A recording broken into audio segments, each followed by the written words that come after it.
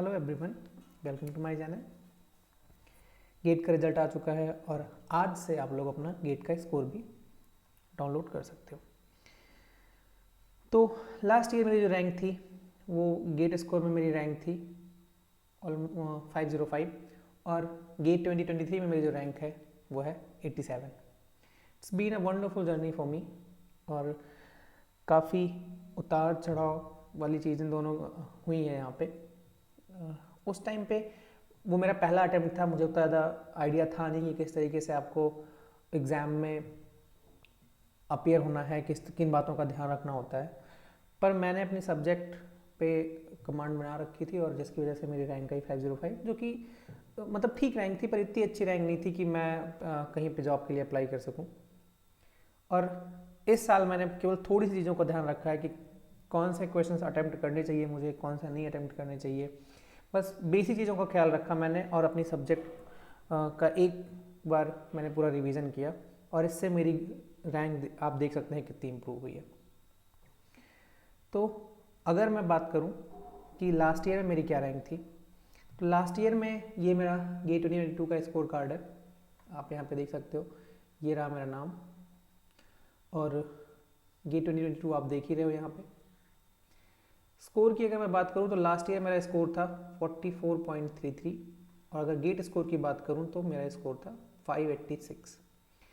अगर रैंक देखते हैं हम लोग तो मेरी ऑल इंडिया रैंक थी 505।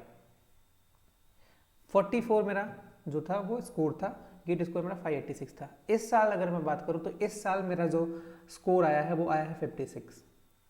वैसे जब मैंने कैलकुलेट किया था तो ये 58 आ रहा था, पर लास्ट आंसर की जो बाद में आई तो उसमें एक क्वेश्चन जो है वो उसका आंसर चेंज हुआ, जिसकी वजह से मेरे स्कोर जो है वो कम हो गया। नहीं तो 57 पॉइंट शायद 666 शायद मेरा स्कोर आ रहा था, पर उस चेंज होने की वजह से मेरा 56 स्कोर आया।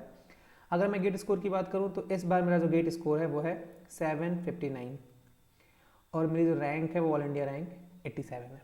आप देख सकते हो कि केवल 44 से 56 केवल 12 नंबर इंक्रीज होने से मेरी रैंक 505 से 87 तक आ गई। ये बहुत अच्छी रैंक नहीं है, मैं तो टॉप 50 में मैं एक्सपेक्ट कर रहा था, पर फिर भी डिसेंट है। तो आपको ना गेट की प्रिपरेशन में बस इतनी चीज़ों का ध्यान रखना होता है कि बहुत छोटी सी चीज़ों का, मतलब आप समझ लो कि 0.5 से कम 20 रैंक का फर्क आ जाता है।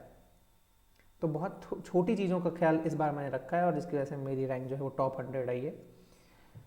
तो आप भी बस अपनी प्रिपरेशन में लगे रहिए और थोड़ी सी चीज़ों का ख्याल, सिर्फ प्रिपरेशन से ही सब कुछ नहीं होता, आपको एक स्ट्रेटेजी भी बनानी पड़ती है जिससे आप अच्छा परफॉर्म कर सको एग्ज़ाम में। उसका भी खास ख्याल रखिएगा और आई होप आप सबका रिजल्ट भी बहुत अच्छा आया होगा और आगे भी आप, अगर इस साल आपका अच्छा नहीं आया तो कोई बात नहीं, नेक्स्ट अटेम्प्ट दीजिएगा। आई विश आपका भी अच्छा स्कोर है।